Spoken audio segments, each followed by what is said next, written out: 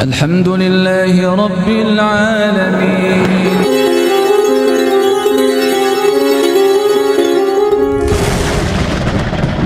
Sudah diberi batasan oleh Allah lewat baginda Nabi melalui firman Allah itu sendiri bahwa Allah itu dekat. Gimana Ustaz? Katanya di atas aras. Nah, gitu kan? Kemudian ini pertanyaan-pertanyaan yang tidak perlu. Hakikat Allah kita tidak tahu. Bahwa Allah di atas aras iya, tetapi Allah Maha Berkuasa. Allah mampu mendeteksi setiap denyut darah nadi kita setiap saat. Maka fa inni qarib itu sangat dekat, bahkan lebih dekat dari urat nadi kita. Dan ini tidak perlu kemudian digali, dibahas berjilid-jilid buku, tidak ada gunanya karena memang kita dilarang untuk itu.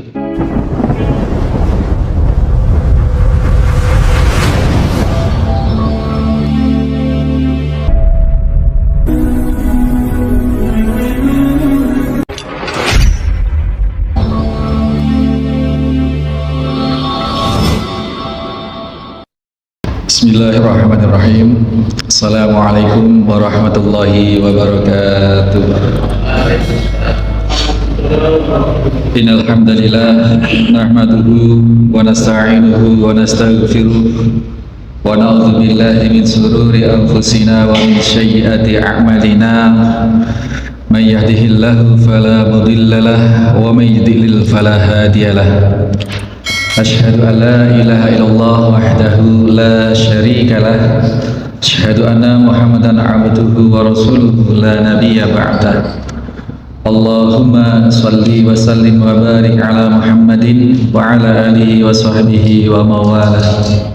Hadirin hadirat jamaah Masjid At-Taqwa Wringin Anom, Panarukan, Situbondo, serta segenap mustami dimanapun berada saat ini, rahimani wa rahimakumullah. Gali pensyariatan yang sahih itu, amalkan sudah. Ya, amalkan. Kita nggak akan kehabisan konten, nggak akan kehabisan amalan untuk kita amalkan. Ya itu, jadi kita dilarang untuk ketika mendengar bertanya-tanya. Tadi pertanyaan para sahabat kepada Rasulullah, itu pertanyaan yang ma'ruf, dan pertanyaan Rasulullah terjaga, tidak aneh-aneh. Nah kemudian pertanyaan orang-orang kafir, pertanyaan Abu Jahal, Abu Lahab, pertanyaan-pertanyaan yang sifatnya ingin menjatuhkan.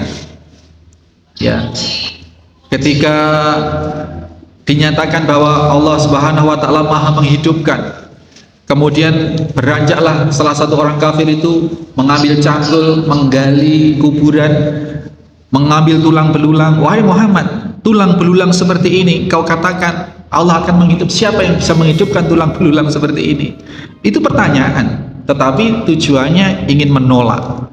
Ini pertanyaan yang diharamkan. Kedua, ketika pertanyaan para ahli kitab Yahudi, Nasrani. Kalau ahli kitab ini pada dasarnya mereka adalah orang-orang alim, berpatokan pada kitab-kitab mereka sebelumnya, Taurat dan Injil. Kala itu meskipun sudah banyak yang dipalsukan, tetapi Taurat maupun Injil ini masih banyak yang asli, masih ada yang asli, sehingga mereka, para ulamanya Yahudi, para ulamanya Nasrani, memiliki informasi-informasi yang benar sebagian. Kemudian ketika bertanya pada Rasulullah, coba tanyakan itu pada Muhammad yang mengaku Nabi. Pertanyaannya bertujuan untuk ngetes, Pak. Untuk ngetes. Ditanya ini, oh benar berarti dia. Coba sekarang tanya tentang ruh. Bagaimana jawab dia? Kalau dia menjawab begini-begini, oh berarti dia bukan Nabi. Tapi kalau dia diam saja, dia tidak menjawab, berarti dia benar, dia Nabi. Seperti itu, 3 macam pertanyaan. Dan pertanyaan-pertanyaan tentang sifat Allah, tentang Allah sendiri, ini dilarang untuk kita pertanyakan kecuali apa yang telah disampaikan oleh Rasulullah Shallallahu Alaihi Wasallam. Dan pesan Allah jelas, idza sa'alaka ibadi anni fa inni qarib. Sebenarnya itu, apabila Muhammad, hamba-hambaku bertanya tentang diriku, tentang hakikat diriku, maka Jawab saja bahwasanya aku ini dekat. Cuman itu Pak yang disampaikan oleh Allah. Dan aku mengabulkan doa ujibu da'watad da'i idza da'ani falyastajibuli. Kemudian apabila dia berdoa meminta, aku akan memenuhi, aku akan kabulkan. Wal yu'minu bi, maka berimanlah, percayalah. Hanya sebatas itu yang boleh, ranah itulah yang boleh kita mengenal Allah. Itu bahwasanya Allah seperti apa tidak boleh ditanya-tanyakan lagi. Sudah diberi batasan oleh Allah lewat baginda Nabi melalui firman Allah itu sendiri, bahwa Allah itu dekat. Gimana Ustadz? Katanya di atas aras, nah, gitu kan? Kemudian ini pertanyaan-pertanyaan yang tidak perlu. Hakikat Allah kita tidak tahu. Bahwa Allah di atas aras, iya. Tetapi Allah maha berkuasa, Allah maha bisa apa saja. Meskipun jauh di ketinggian kita tidak terjangkau, Allah mampu mendeteksi setiap denyut darah nadi kita setiap saat. Maka fa inni qarib, maka Allah itu sangat dekat, bahkan lebih dekat dari urat nadi kita itu. Dan ini tidak perlu kemudian digali, dibahas berjilid-jilid buku, tidak ada gunanya, karena memang kita dilarang untuk itu ya. Pengetahuan kita tentang Allah cukup melalui sifat-sifat Allah, bahwasanya Allah itu maha tinggi, bersemayam di atas aras. Kemudian Allah itu menjangkau seluruh ya alam semesta, bahkan tidak saja menciptakan tetapi memelihara, dari detik ke detik dipelihara oleh Allah, sehingga tidak satu pun daun yang jatuh itu luput dari penjagaan Allah. Daun mangga sudah kuning Pak, jatuh itu berapa kali putarnya jatuhnya itu, atau kalau melayang itu berapa kali melayangnya, jatuh di tanahnya itu tengkurap atau melumah, itu tidak luput dari skenario Allah Subhanahu wa ta'ala. Bahkan orang yang membunuh tadi itu, orang yang membunuh kemudian dia masuk Islam, kemudian dia masuk surga juga, ini sudah diketahui oleh Allah. Bahkan 50.000 tahun sebelum bumi seisinya ini diciptakan, Allah sudah tahu itu semua gitu, bahwa si fulan satu saat akan bertaubat dan akan masuk Islam.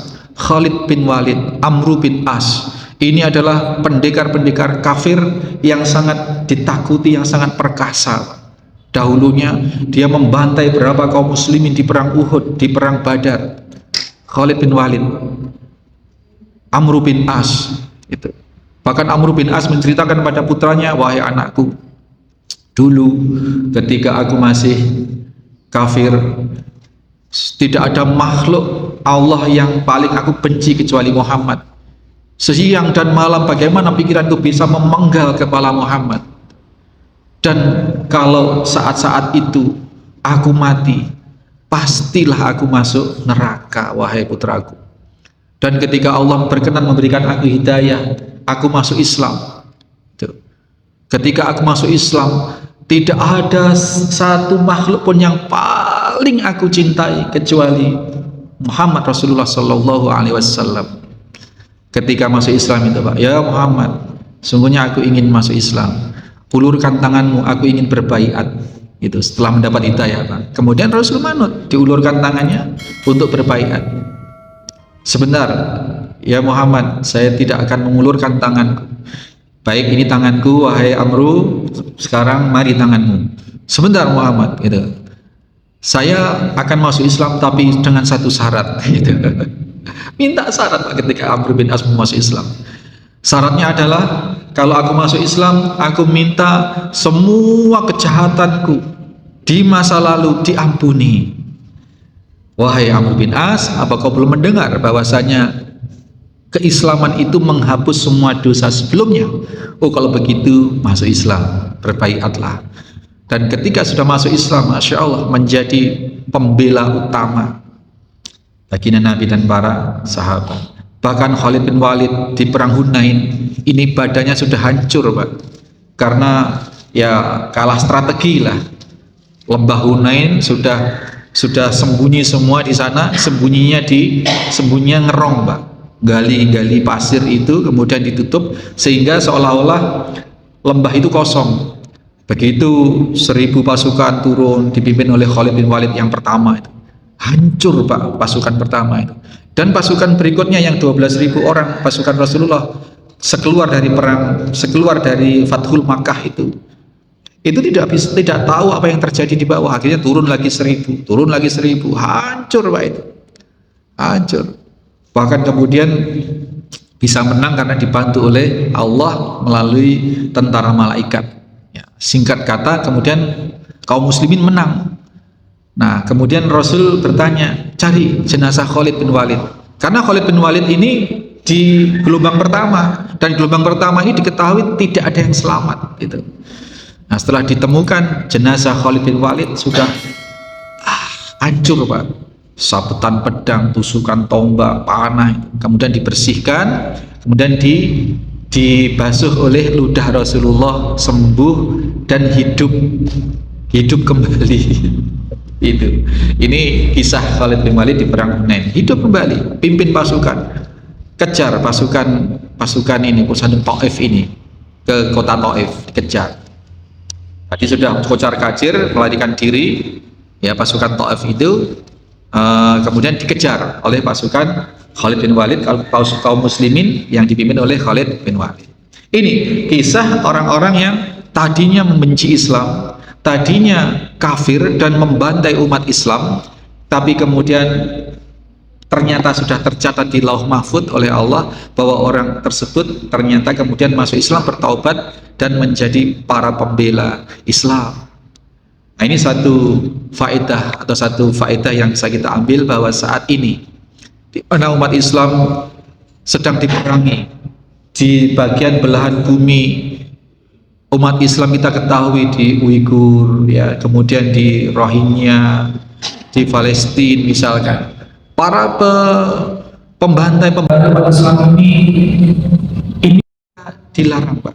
Senyampang kita masih sama-sama hidup, Netanyahu masih hidup, siapa-siapalah masih hidup, kita tidak boleh memastikan bahwa mereka akan su'ul khotimah. Bisa jadi kurang kejam apa Khalid bin Walid ketika perang Uhud itu sedemikian membantai umat Islam. Kurang kejam apa Amr bin As ketika di perang Badar, di perang-perang yang dimana kaum muslimin dikalahkan kala itu. Dan sekarang ini kurang biadab bagaimana Netanyahu. Tapi sungguh pun demikian, melihat sejarah-sejarah yang telah, Netanyahu pun juga masih berpeluang diberi hidayah oleh Allah, kelak barangkali, kelak kalau Allah berkehendak menjadi pembela Islam, siapa tahu.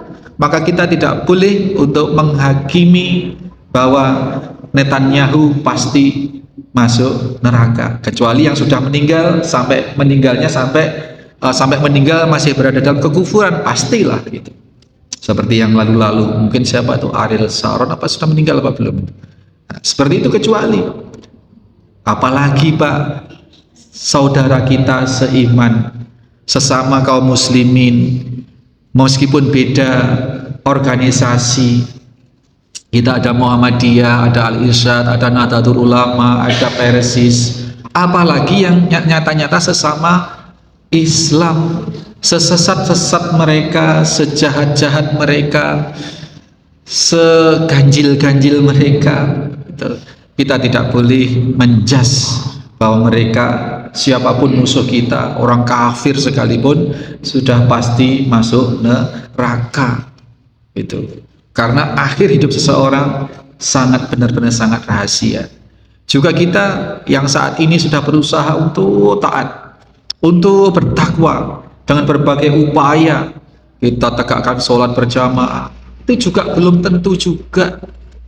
Maka kita memohon kepada Allah Subhanahu wa taala, Allahumma inni as'aluka bi husnil khatimah, Allahumma inni as'aluka bi husnil khatimah, karena belum tentu juga.